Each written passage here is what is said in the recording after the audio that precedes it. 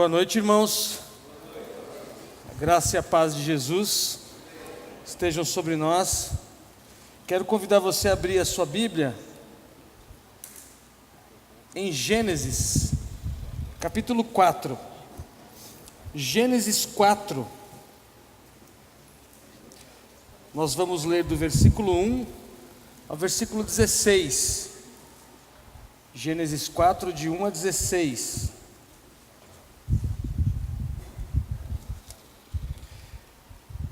Diz assim a palavra de Deus: Adão teve relações com Eva, sua mulher, e ela engravidou e deu à luz Caim. Disse ela: com o auxílio do Senhor tive um filho homem. Voltou a dar à luz e desta vez nasceu Abel, irmão dele. Abel tornou-se pastor de ovelhas e Caim agricultor. Passado algum tempo, Caim trouxe do fruto da terra uma oferta ao Senhor. Abel, por sua vez, trouxe as partes gordas das primeiras crias do seu rebanho. O Senhor aceitou com agrado a Abel e sua oferta, mas não aceitou Caim e sua oferta. Por isso Caim se enfureceu e seu rosto se transtornou. O Senhor disse a Caim: por que você está furioso? Por que se transtornou o seu rosto? Se você fizer o bem, você não será aceito? Mas se não o fizer, saiba que o pecado o ameaça à porta. Ele deseja conquistá-lo, mas você deve dominá-lo. Disse, porém, Caim a seu irmão Abel: vamos para o campo? Quando estavam lá, Caim atacou seu irmão Abel e o matou. Então o Senhor perguntou a Caim: onde está seu irmão Abel? Respondeu ele: não sei. Sou eu o responsável por meu irmão? Disse o Senhor: o que você fez? Escute, da terra o sangue do seu irmão está clamando. Agora amaldiçoado é você pela terra, que abriu a boca para receber da sua mão o sangue do seu irmão. Quando você cultivar a terra, esta não lhe dará mais a sua força. Você será um fugitivo errante pelo mundo. Disse Caim ao Senhor: meu castigo é maior do que eu posso suportar. Hoje me expulsas desta terra. Terei que me esconder da tua face. Serei um fugitivo e errante pelo mundo, e qualquer que me encontrar me matará. Mas o Senhor lhe respondeu: não será assim. Se alguém matar Caim, sofrerá 7 vezes a vingança. E o Senhor colocou em Caim um sinal para que ninguém viesse a encontrá-lo e o matasse. Então Caim afastou-se da presença do Senhor e foi viver na terra de Nod, a leste do Éden. Deus nos dê a sua palavra, meus irmãos. Primeira informação importante sobre esse texto é que Deus gosta das partes gordas. Então fique tranquilo se você está acima do peso, Deus aguenta, tá bom? E sim, eu estou advogando em causa própria. Não sou bobo nem nada, né?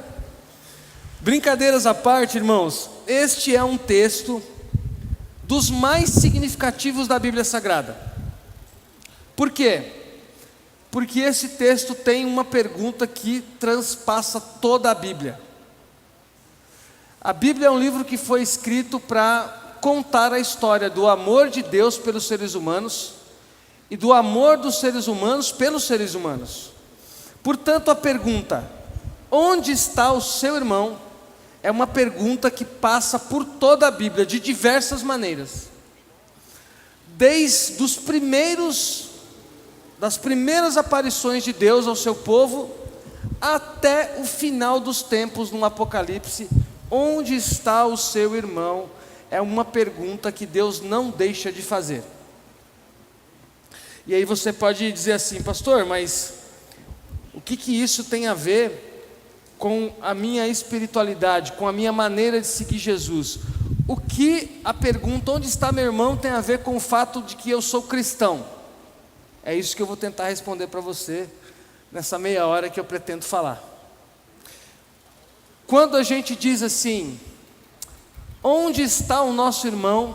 A gente tem que responder, tem que pensar no fato de que Deus não nos criou para ser sós, de que Deus não nos criou para viver uma vida solitária, e que se nós fomos criados à imagem e semelhança de Deus, Deus, que é a união de 3 pessoas, e que convive nessa união de 3 pessoas, em honra, em glória, em sabedoria, cria um ser à imagem e semelhança dele.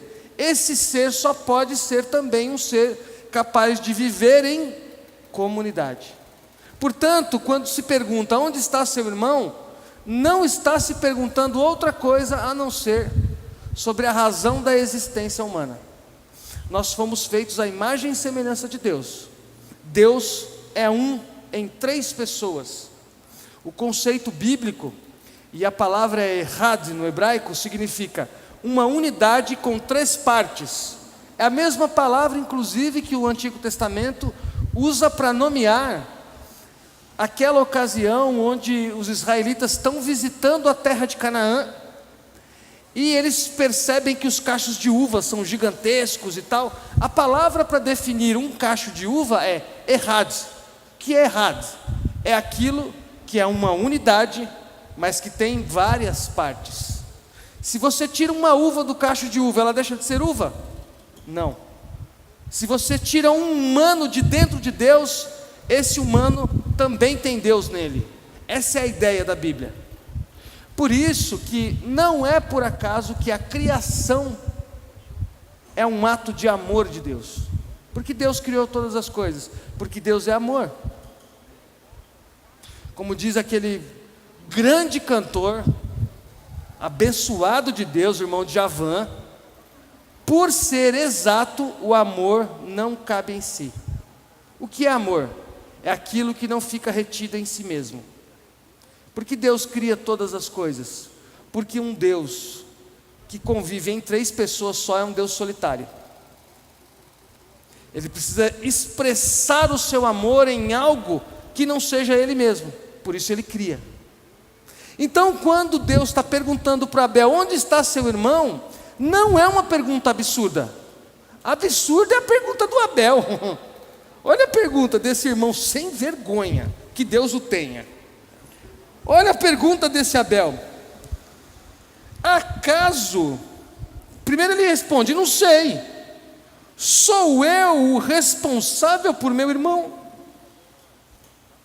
Em hebraico é shomer achi. Quando Deus pergunta, cadê teu irmão? O Caim, muito tranquilamente, pergunta assim, sou eu shomer achi? Sou eu o guardião da vida do meu irmão? É como se Deus estivesse fazendo uma pergunta retórica, irmãos. É óbvio que você é o guardião da vida do seu irmão, camarada.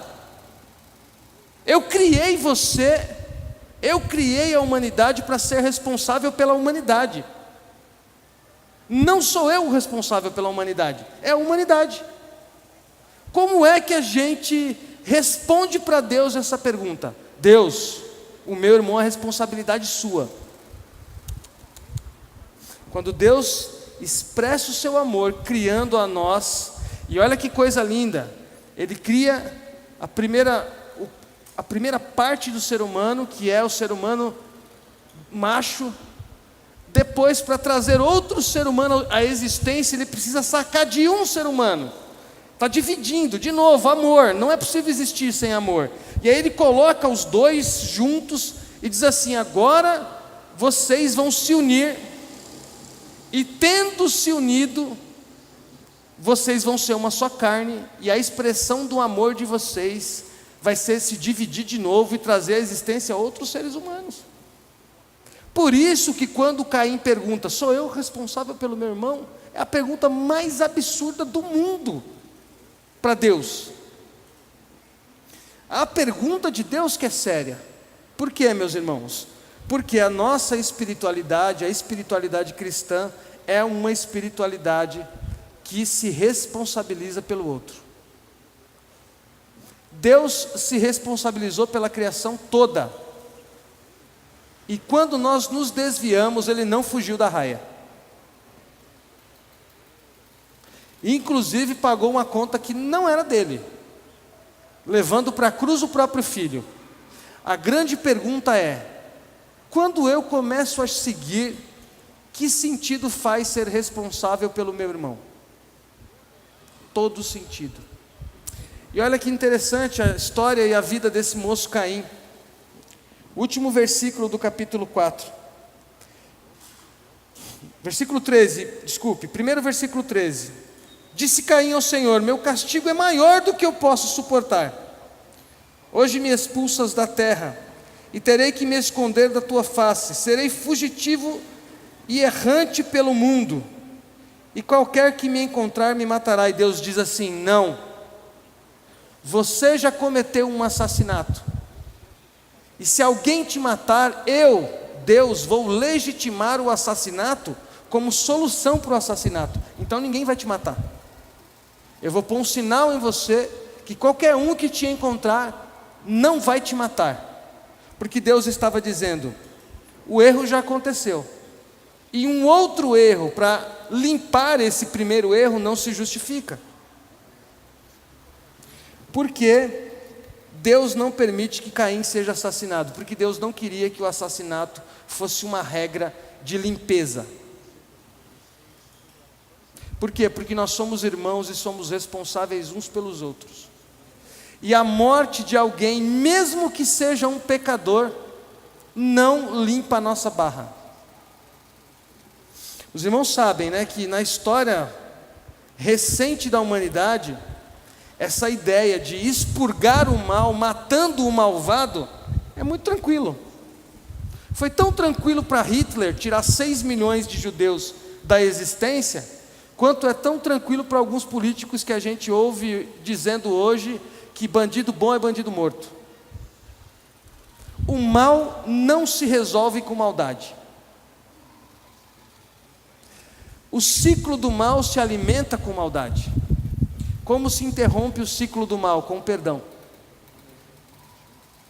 Se alguém mata um familiar meu, e eu mato um familiar de alguém que matou um familiar meu, quando esse ciclo termina? Quando todas as duas famílias estiverem mortas. Por isso, a Bíblia não deixa nenhum espaço para a ideia de que o jeito de consertar a sociedade e o jeito de expurgar o mal é cometer o mal.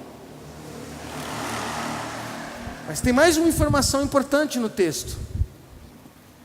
No versículo 16, o texto diz assim: então Caim afastou-se da presença do Senhor e foi viver na terra de Nod, ou Nod, a leste do Éden, fora do jardim. Nod significa peregrinação.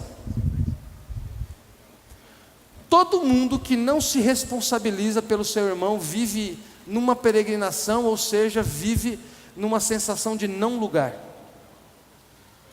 Porque de verdade, meus irmãos, a gente não mora em casas. Sua casa não é o seu lar. Sua casa é alguém. Se você não habita o coração de alguém, você não existe. Qual é a desgraça do Caim? A desgraça do Caim é que ele tirou uma vida da existência. E ele sabe que esse pecado que ele cometeu o fez um cara sem lugar nenhum no mundo. Porque em todo lugar que ele estivesse, ele não habitaria o coração de ninguém, porque assassino não tem lugar no coração de ninguém.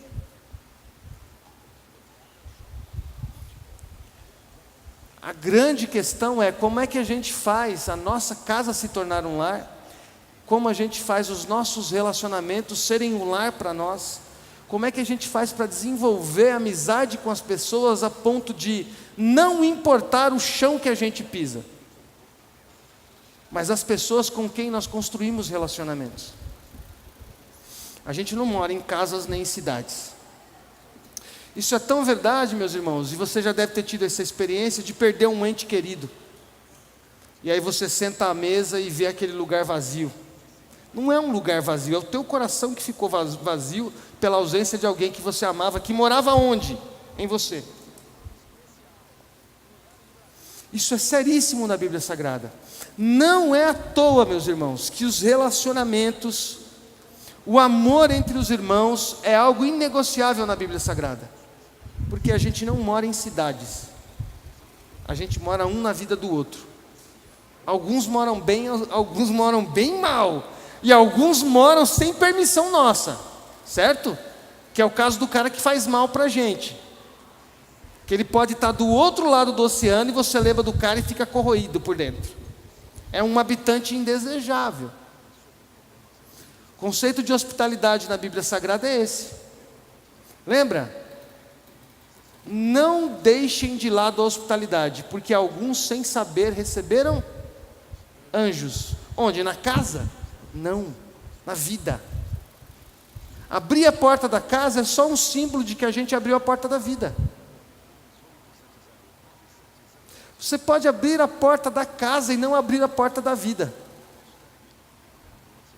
Por isso, esse texto, e é só a introdução da nossa conversa, é muito importante quando a gente está pensando o que é ser um discípulo de Jesus. Porque o Caim é o exemplo negativo do ser humano que não entendeu que a razão da existência humana é o cuidado do outro. A razão da existência humana é o cuidado do outro, e não a destruição do outro. Por que não pode matar? Não pode matar porque nós não temos o direito de tirar da existência alguém que Deus colocou na existência. Simples assim. Pastor, por que você não mata? Eu não mato porque não coloquei na existência, ou seja, não me pertence. Você tem vontade? Ah, tenho. De vez em quando, vou ser bem sincero. Por que não faço? Porque eu não quero conviver para o resto da minha vida com um assassino. Porque eu não quero ser Caim e permanecer sem lugar no mundo e na terra, e viver peregrinando, e saber que mesmo que eu tenha sido perdoado, as pessoas sempre vão olhar para mim como uma marca. Entende o que eu estou dizendo? Mas esse é o lado negativo do texto. O cara ficou com ciúme do irmão dele, ficou com inveja, o que quer que seja, e foi lá e tirou o cara da existência. E uma coisa que torce a minha cabeça e o meu coração é nesse texto, que até o capítulo 4 de Gênesis, não tem nenhuma ordem que não pode matar. E aí? Sai dessa aí, Renato. Não tem. Pelo que o Caim está sendo julgado? Se não tem uma ordem expressa, de Gênesis 1 a Gênesis 4 sobre matar. Não tem uma ordem expressa. Não matarás é Êxodo 20. Milênios depois de Gênesis. Por que não pode matar? Porque o ser humano foi feito para a vida. Não precisa estar escrito, não mate. Precisou escrever, não mate, porque demorou muito para a gente entender. Mas esse é o lado negativo dessa história. Qual é o lado positivo dessa história? O lado positivo dessa história é que Deus nos criou para ser lar uns para os outros. Deus nos criou para representá-lo no mundo. E em representando Deus no mundo, nós temos que ser um tipo de gente onde as pessoas podem chegar e se acomodar na nossa vida, ao invés de serem mortas. Meus irmãos, que dura vida é a vida de um ser humano que não tem onde repousar. Quando eu sou convidado para realizar uma cerimônia de casamento, a primeira coisa que eu digo é que eu não caso ninguém, quem casa são os noivos. Eu vou lá só para ser testemunha, né? Segunda coisa que eu digo é que o casamento é isso. É essa obra maravilhosa de Deus, onde um encontra casa no outro, e a gente pode morar. Aí tem aquelas coisas todas de largar a tampa da pasta de dente por lá, o outro de largar a porta aberta, né? Essas aí são as coisas do casamento que tem tudo a ver de morar um dentro do outro no mesmo espaço físico, mas a verdade é, não existe relação humana de verdade se a gente não for capaz de receber as pessoas na nossa vida. Mas sabe o que, meus irmãos? E esse é o meu assombro. A nossa cultura é uma cultura que nos ensina a competir e não a receber. A cultura e a vida da cidade, e seja qualquer uma delas, pode ser Botucatu, pode ser São Paulo.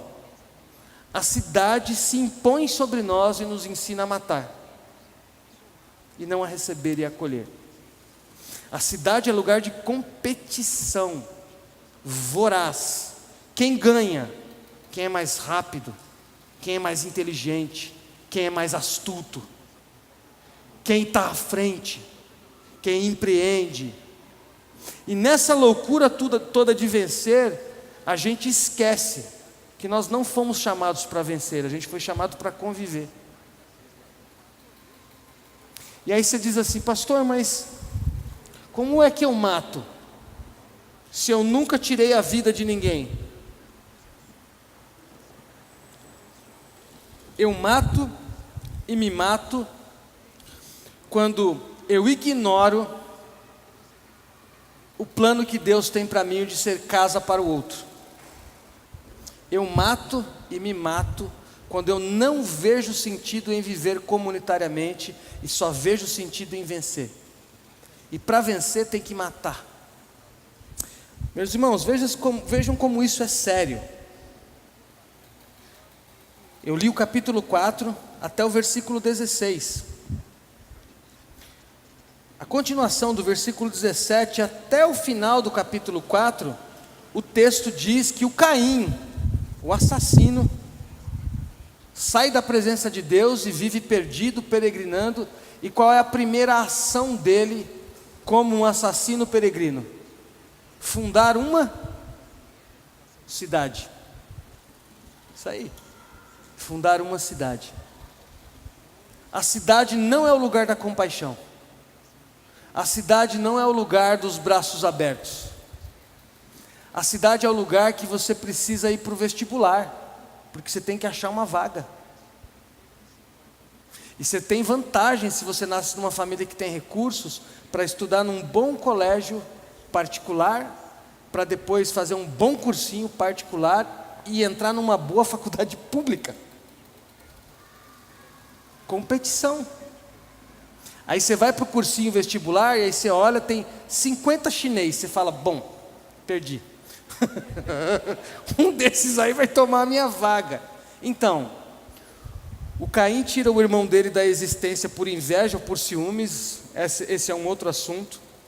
Sai da presença de Deus, não reconhece que ele foi feito para a amizade, para o acolhimento do outro. E a primeira coisa que ele faz depois dessa condição de peregrino e assassino é começar uma cidade. Não é à toa, meus irmãos, que a nossa existência começa no jardim. Por quê? Jardim é lugar de cooperação. Jardim, tudo depende de todo mundo. Jardim, se não regar, morre. Aí tem a escala para regar, não é só um que rega. Jardim, a abelhinha faz a polinização e todas as plantas dependem da abelhinha, então não pode matar a abelhinha. Mas aí a gente esquece do plano de Deus e o Caim, que é um dos nossos descendentes, vai lá e tira da existência o próprio irmão de sangue. Não é irmão humano, é consanguíneo, filho da mesma mãe e do mesmo pai.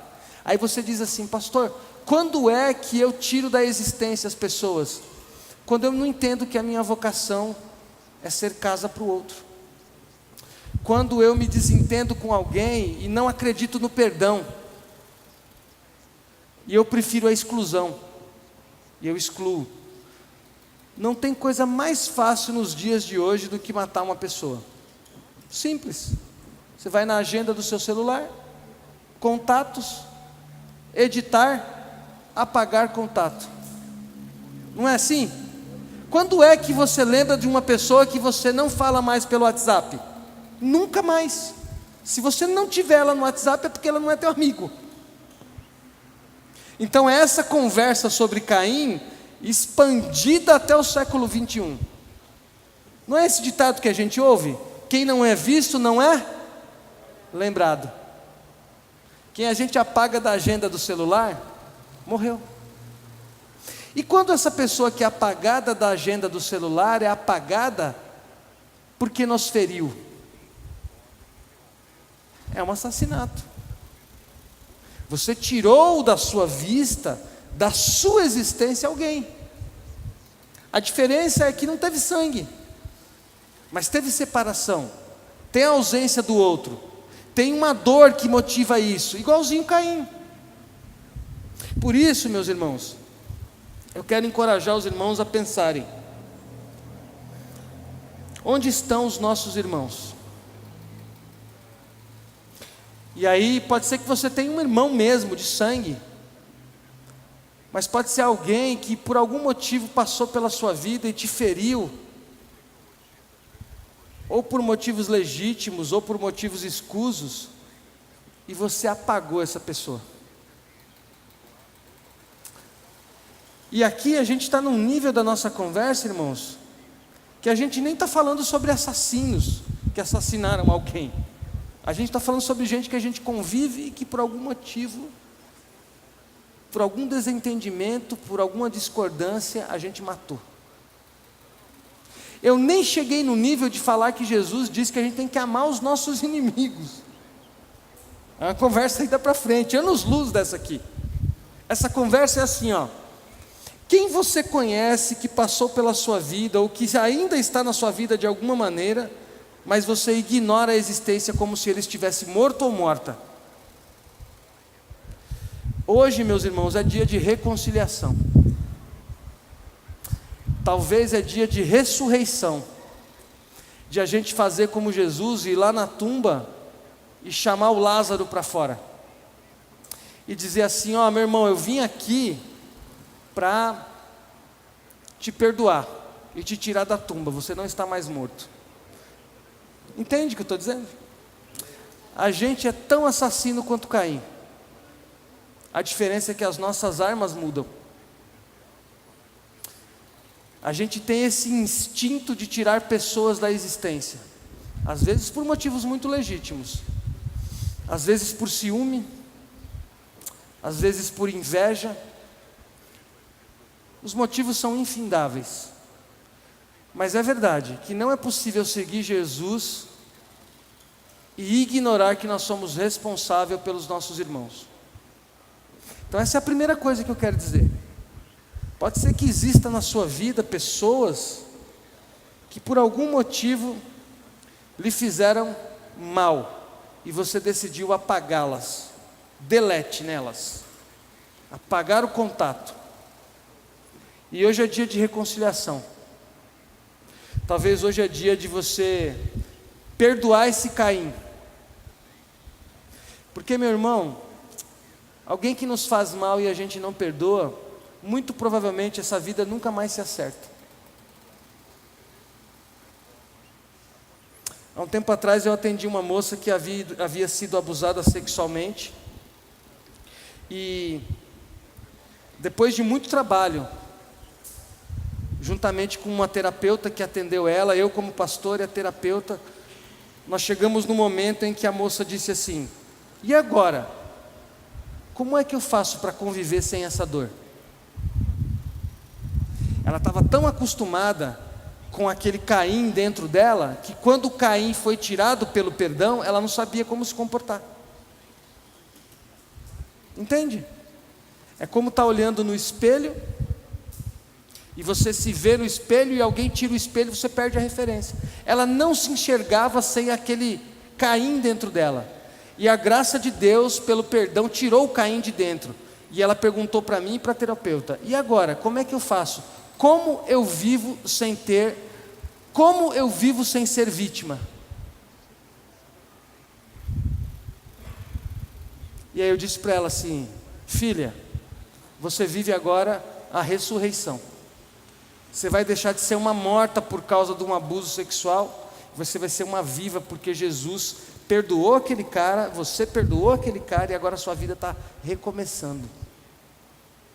Então eu não sei, meu irmão, qual é a tua história, mas eu sei que cada um de nós tem o seu Caim.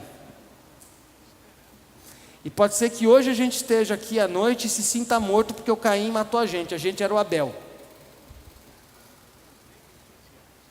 E o Abel do texto não teve tempo de perdoar o irmão dele, mas a gente tem. A segunda coisa que esse texto me faz pensar e que tem a ver com ser discípulo de Jesus, é que, além de ser responsável por essas pessoas que estão perto de nós e nos fazem mal, Deus espera que a gente acredite de verdade que a gente é responsável por qualquer outro humano. A pergunta, meu irmão, minha irmã, é: o que você tem a ver com o fato de que ontem completaram-se 7 anos da guerra na Síria e mais de 1 milhão de pessoas já morreu? Aí você diz assim: e eu estou no Brasil, na América Latina, o que eu tenho a ver com a guerra na Síria? A pergunta é: o que você tem a ver com o fato de que uma autoridade elegida pelo nosso sistema de leis e regras foi morta no Rio de Janeiro com 4 tiros? O que você tem a ver com isso? O que você tem a ver com o fato que existe hoje no Nordeste do Brasil crianças nas beiras das estradas se prostituindo por R$1? O que você tem a ver com isso? O que você tem a ver com o fato de que existem prisões no nosso país onde homens que erraram não têm a chance de se recuperar? Eles vão para lá e se tornam piores do que eles eram quando entraram, porque eles não são tratados como humanos, porque obviamente não trataram a sociedade como uma sociedade humana. Então eles estão lá, é justo de estarem lá, mas quando eles têm a chance de se recuperar, eles não podem se recuperar, porque aquele lugar insufla mais ódio, mais ira, mais vontade de sair e matar. O que você tem a ver com isso? O que eu e você temos a ver com o fato de que hoje, enquanto a gente está aqui sentado,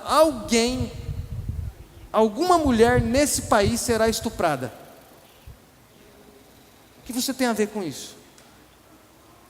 Deus pergunta para mim e você: onde está teu irmão? Onde está tua irmã? Se a gente permanecer na lógica da cidade, meus irmãos, pode ser que chegue aquele grande dia que Jesus vai reunir todas as línguas, todas as tribos, todas as nações, e a gente vai chegar lá todo feliz dizendo que a gente expulsou demônio no nome de Jesus, e Ele vai olhar e falar: não te conheço. Por quê?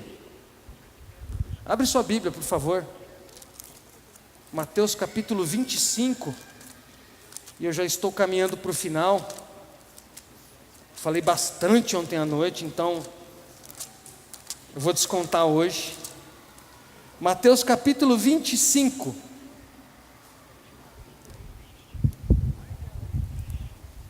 Versículo 31. Mateus 25, 31.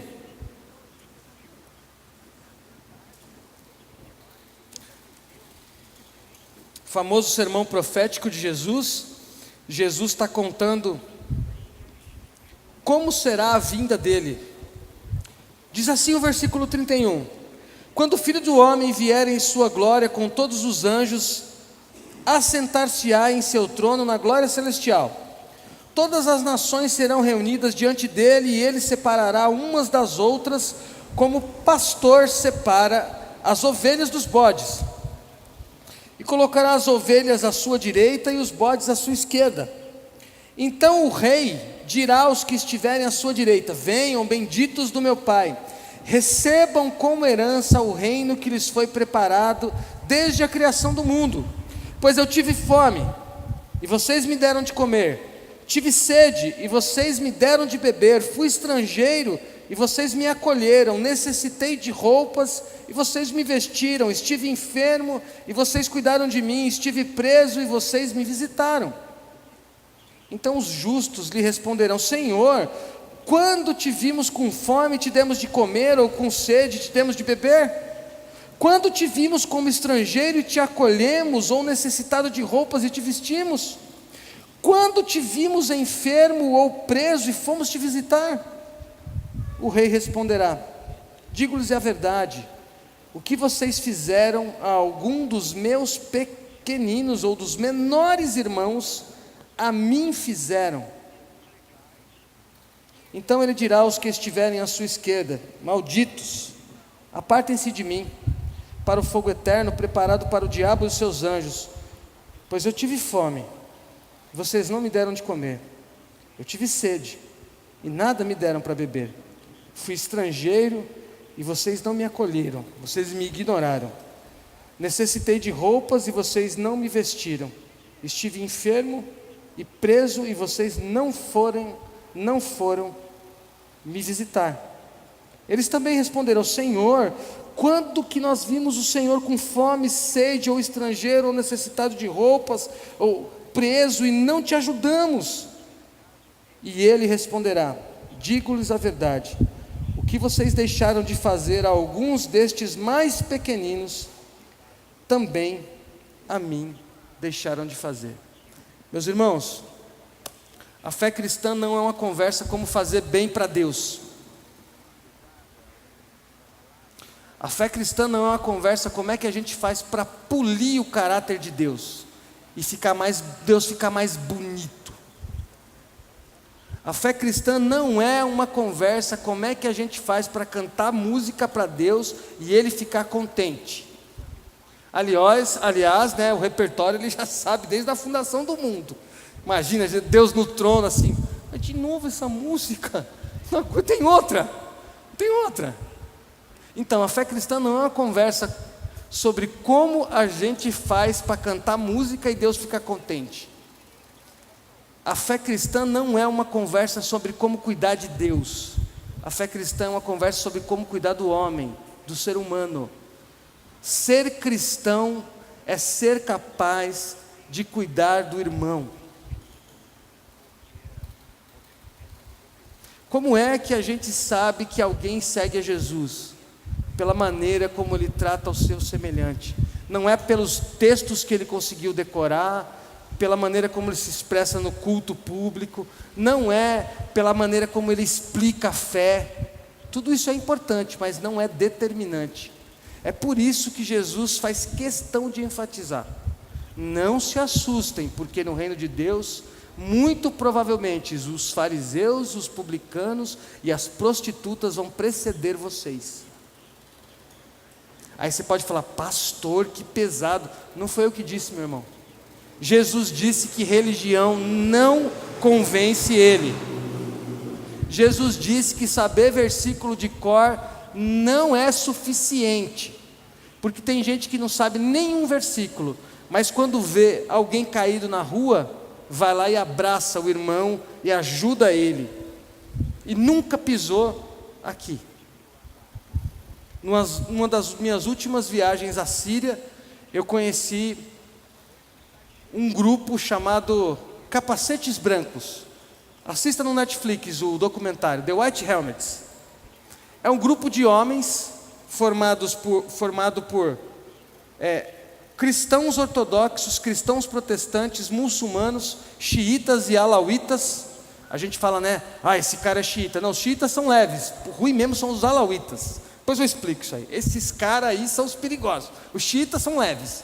Então, esse 4 grupos de homens árabes voluntariamente criaram uma corporação de socorro no meio da guerra da Síria. Todos eles são civis. Aí foram treinados com primeiros socorros, com socorro básico, e eles se reúnem para fazer o quê? Para salvar a vida dos irmãos deles. E aí, eu estou lá conversando com alguns deles, e um deles disse para mim assim: você é cristão, né? Falei: sou. Ortodoxo ou protestante, ou católico romano? Aí eu falo assim: não sei, eu sou cristão. E aí eu pergunto para ele assim: como é para você, um muçulmano, estar junto com um cristão ortodoxo, de origem ortodoxa, trabalhando junto? Aí ele diz assim para mim: Maravilhoso. Por quê? Porque a gente não está aqui por causa da religião. Porque o nosso propósito é salvar vidas. Aí a minha pergunta para o meu coração, que não sei se foi eu que perguntei, ou se foi Jesus que perguntou para mim, foi assim: o que é mais importante? Saber o certo ou viver o certo? Adianta eu e você sabermos que Jesus é a resposta de Deus para o mundo e vivermos como se isso não fizesse nenhum sentido? E aí eu aperto a mão desse homem árabe de seus quase 60 anos, e ele diz para mim assim: Alhamdulillah, Deus queira que você possa voltar aqui. E aí eu fico assim: mas não sou eu que tinha a fé certa, o Deus certo? Não sou eu que tenho a verdade? Não sou eu que aprendi que Jesus é o caminho, a verdade e a vida? E esse cara tem uma fé diferente da minha e está fazendo o que eu não tenho coragem de fazer? Porque se Jesus estivesse em carne e osso, provavelmente ele participaria desse grupinho aí dos irmãos que vão lá salvar as crianças no meio das bombas na Síria. Então, meu irmão, a minha pergunta para você é: ser cristão é uma questão de crer certo ou de viver certo? Aí você vai falar: ah, não, mas para viver certo tem que ter a crença certa. Não. Tem que se render ao amor de Jesus, e você pode até acreditar diferente, mas o que comprova que alguém segue Jesus é que a vida desse alguém parece com a vida de Jesus. Termino com outro exemplo que você conhece também. Quem assistiu aquele filme Deus Não Está Morto? Levanta a mão. Que bom que vocês assistiram, irmãos. Esqueçam aquele lixo. Esqueçam. Aquilo é um lixo. Por que aquilo é um lixo?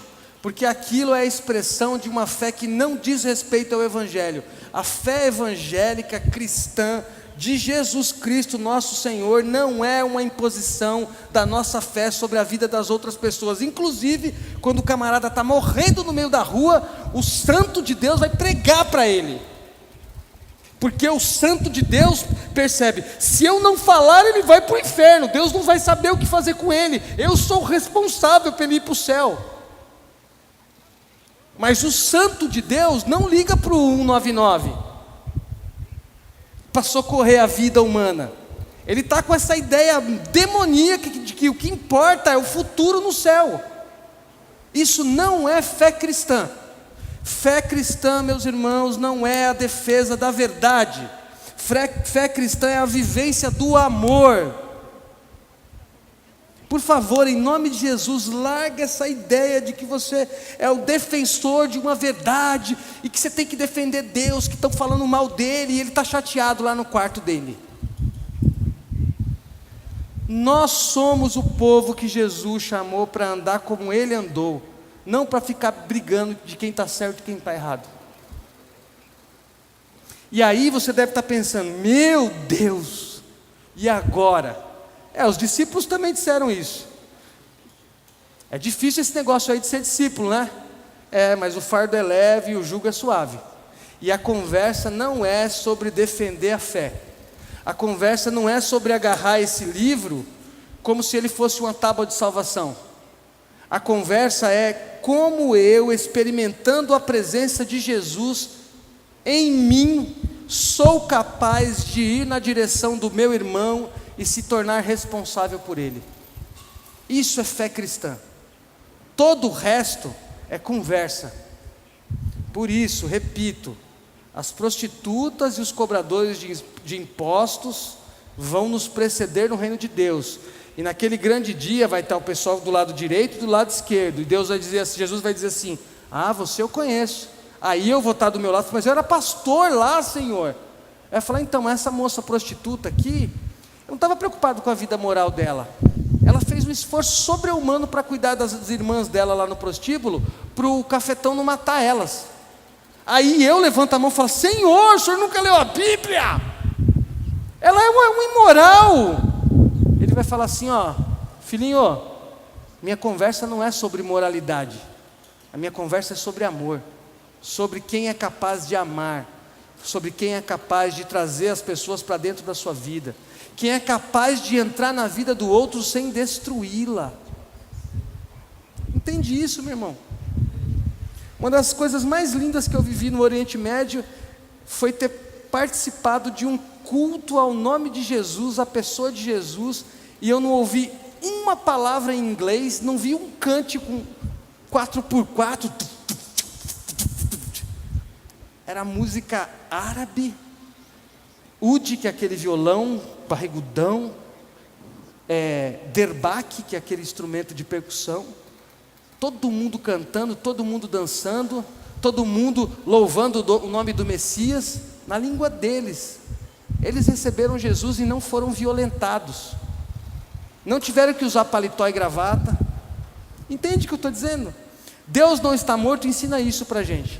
Só tem um Deus, e é verdade, e só tem um jeito de falar desse Deus. Qual jeito? O nosso.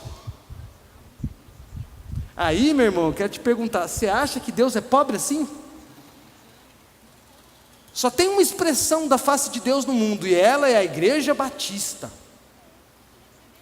E que se Deus quiser salvar a Índia, vai ter que mandar o Renato lá, que ele é um pastor batista, da convenção, Renato? Que Deus o tem, irmão. Entende o que eu estou falando, gente? Mas eu estou indo lá para a Índia, volta para a tua casa, volta ali para os teus amigos, para o teu convívio no trabalho, e lembra o seguinte, meu irmão, você é responsável sim. Vai chegar o dia que Jesus vai perguntar para a gente, onde estava você, quando o seu irmão estava preso, quando o seu irmão estava padecendo de fome, de doença. Ontem eu li um artigo, irmão, hoje lembrei, porque não estávamos na sua casa, né? Lembrei, Renato falou que você é médico e tal. Aí eu li um artigo que falava sobre o movimento de alguns médicos de humanizar a medicina. Aí eu falei, pera, deixa eu voltar. Aí li o título de novo. Movimento dos médicos que querem humanizar. Meu, se a medicina não for humana, bicho, entende? Mas olha que ponto a gente chegou, que tem que ter uma discussão de profissionais da medicina para ter tratamento humano. Entende como é nesse contexto que Jesus está chamando a gente para ser casa um para o outro. É nesse contexto que a gente tem que aprender a ser diferente do Caim. E quando Deus perguntar onde está o nosso irmão, a gente responder, eu sei, Senhor, onde está o meu irmão. Aliás, estava agora há pouco com ele, o senhor não viu porque o senhor devia estar fazendo outra coisa. Estava com o meu irmão agora. E quando chegar aquele grande dia, a gente não vai temer o juízo, que é o que o Paulo fala, né? A gente amontoou brasa sobre a nossa cabeça. Eu não vou temer o dia do juízo, porque todos os seres humanos que passaram pela minha vida, pela graça de Deus, eu consegui olhar no rosto deles. Eu até anotei uma frase de um autor que eu gosto muito, que eu gastei quase a tarde inteira lá no quarto para lembrar da frase, mas eu lembrei. Está aqui, ó. É um autor judeu, um filósofo chamado Emmanuel Levinas. O Levinas trabalha essa ideia de que ética é a responsabilidade pelo outro, nada mais. O outro é o limite da ética. Eu não posso fazer nada que fira o outro, senão não é ético. Como podem esses sujeitos, nós, almejarem um estatuto da humanidade e pertencimento, se não se olham no rosto, ou se olham com tanta rapidez e brevidade? A pergunta dele é, como é que eu e você exigimos um país bom para todo mundo e a gente não é capaz de olhar no rosto do nosso irmão? Quando a Bíblia Sagrada vai dizer que a única relação que Deus tem com a gente é sempre rosto a rosto. Rosto a rosto. Jesus conversa com Nicodemos rosto a rosto, com a mulher samaritana rosto a rosto, com Moisés rosto a rosto. Deus fala. O rosto é a imagem, é o símbolo da identidade. Se eu não sou capaz de olhar no rosto de alguém, como é que eu posso exigir uma sociedade justa? Se eu não sou capaz de chamar alguém pelo seu nome, como é que eu posso exigir que o Brasil seja um país melhor? Como é que eu posso exigir que o Brasil seja um país melhor, e eu não consigo passar na portaria do prédio e chamar o senhor ou a senhora que trabalha na portaria pelo nome, chamar ele de porteiro? Conhece alguém chamado porteiro? Eu não. Como é que eu quero um país melhor se eu ainda acredito que antes do nome, do rosto e da identidade vem a profissão? Como é que eu quero que Jesus alcance as pessoas se eu ainda continuo tratando as pessoas pelos títulos? Hoje eu conversava com o irmão lá, e o irmão falou assim: aqui em Botucatu tem muito esse negócio das famílias, do sobrenome. Aí eu falei: rapaz, isso é o mundo inteiro. Como é que eu quero um país melhor se na mesa só tem pessoas que têm o mesmo sobrenome que eu? Isso não é o evangelho do nosso Senhor Jesus Cristo, porque o evangelho do nosso Senhor Jesus Cristo é esse movimento de Deus na nossa direção, se misturando com todas as nossas mazelas, e de dentro da nossa desgraça Ele providencia graça, não é de fora. Não é à toa que Ele vai dizer que nós somos o sal da terra. Sal só funciona misturado. Como é que a gente quer uma igreja que abrace a cidade, se a gente não consegue olhar no rosto dos indivíduos e chamar pelo nome? Se a gente trata o caixa de supermercado como caixa, ele é caixa. Existe uma pessoa chamada caixa. Não, aquele cara lá que é o caixa. Olha a nossa loucura, meus irmãos. A gente chama um ser humano de caixa e diz que acabou a nossa bateria. Entendeu? Um outro filósofo vai dizer que a gente objetificou as relações. Então, Renato é uma pessoa, e aí eu trato ele pela função dele. Ele deixa de ser pessoa para ser a função. É o porteiro, o frentista, a empregada. E aí isso que é objeto, eu dou status de gente, porque eu falo: acabou a minha bateria. Não, é a bateria de um objeto que você chama celular, não é você. As crianças, a gente brincando ontem: e aí, quanto está a sua bateria? Ah, tio, a minha bateria está 11%. Aí eles olharam para mim: a sua deve estar 3%, né? Porque eu já estava derrubado. Mas olha que louco, que mundo que a gente criou, onde um objeto tem mais valor que uma vida humana. Tanto que se mata por causa disso aqui. Vamos orar, meus irmãos? Eu queria pedir que você fechasse os seus olhos, e a gente vai orar. E eu quero fazer esse exercício mesmo de: não se preocupe, eu não vou fazer nenhum tipo de apelo nem nada, mas eu quero fazer esse exercício. E quero te convidar a expandir a tua mente e o teu coração.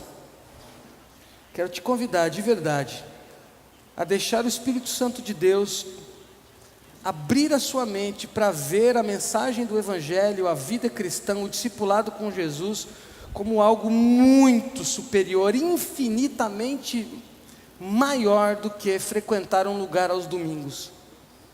Ser cristão é representar Jesus no mundo.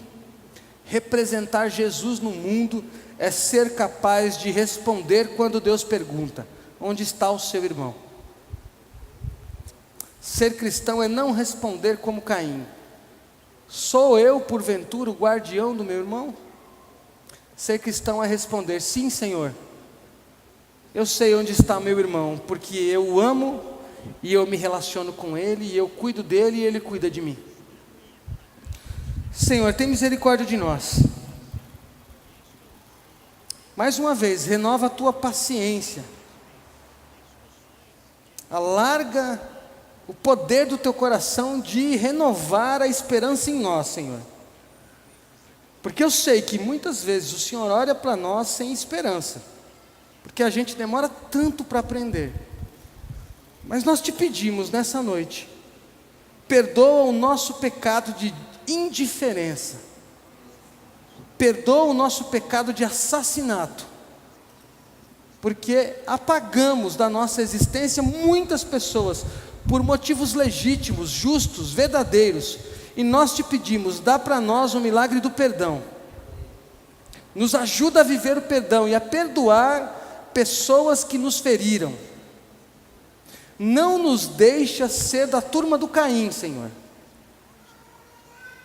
Não nos deixa ser deste povo que por inveja, por ciúme, tira da existência. Nós te pedimos, nos perdoa, porque às vezes nós nos comportamos como Caim e passamos de vítimas a vilões numa fração de segundos.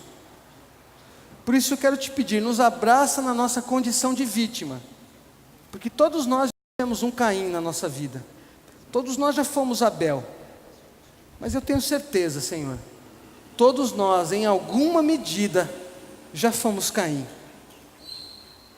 e por ciúme, por inveja, por rejeição, por acreditar que o Senhor gosta mais de um do que de outro, a gente tirou esse outro da nossa frente, seja apagando uma mensagem no celular, seja ignorando a presença no mesmo ambiente, seja ferindo com palavras, fazendo fofoca, disseminando mentiras.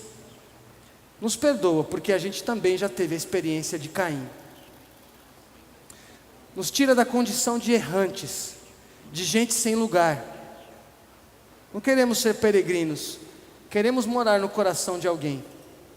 Mas nós também, Senhor, queremos a maior graça de todas, que é ser como o teu filho Jesus, ter um coração dilatado, uma grande casa onde as pessoas podem morar, sendo pecadoras ou não, sendo falhas ou não, sendo perfeitas ou não. Nós queremos que a nossa vida seja uma grande casa, seja abrigo para pessoas que não têm onde estar, que não têm em quem confiar. Nós queremos ser do grupo de pessoas que estará à tua direita no dia do grande juízo, que o Senhor vai olhar com carinho e vai dizer: servo bom e fiel, te dei algo tão pequeno como abraçar um mendigo, e você foi fiel sobre o pouco, e eu vou te colocar sobre o muito. Nós queremos, Senhor, viver essa experiência de encontrar o Senhor em outros seres humanos, especialmente nos seres humanos que estão abandonados pela nossa cultura, que estão abandonados pelo nosso Estado, que foram abandonados pelas suas famílias, pessoas que não têm a quem recorrer, e que não conseguem confiar em ninguém, porque foram tão massacradas, violentadas, diminuídas e destituídas dos seus direitos, que não conseguem acreditar em ninguém. Nós queremos ser esse lugar de refrigério, mas também nós te pedimos, Senhor, em nome de Jesus, que o Senhor nos faça caminhar em direção dessas pessoas, como a tua palavra nos ensina na boca de Jesus, que a igreja caminharia e as portas do inferno não prevaleceriam contra ela. Nós queremos andar na cidade, o lugar da competição, e transformá-la no lugar da cooperação. Nós queremos caminhar pela cidade, empurrando as portas do inferno para fora desse mundo, abraçando pessoas, reconhecendo a sua humanidade. Nós não queremos ser daqueles que andam com uma cartilha moral nas mãos. Nós não queremos ser juízes dos nossos irmãos, Senhor. Nós queremos ser como o teu filho Jesus, que abraçou e amou a todos quanto precisaram disso. Nós queremos viver os dons espirituais, do amor, da misericórdia, da compaixão, da benignidade. Nós queremos sim, Senhor, ser um lugar de refrigério. Por isso, nós oramos nessa noite. Dá para a gente a coragem, a capacidade, a humildade de te obedecer e de poder responder à pergunta: onde está o nosso irmão? Abençoa o Renato, sua esposa, seus filhos, todos os líderes dessa amada igreja. Abençoa os irmãos que compõem essa igreja, que eles sejam visitados pelo teu Espírito Santo em poder, e que eles sejam transformados à imagem e semelhança de Cristo, e que essa igreja seja reconhecida nessa cidade, porque é um lugar de aceitação, de abraço amigo, de olho no olho, de rosto no rosto, de parceria, de cooperação e não de competição. É assim que eu oro, Senhor, agradecido, e em nome de Jesus. Amém. Amém.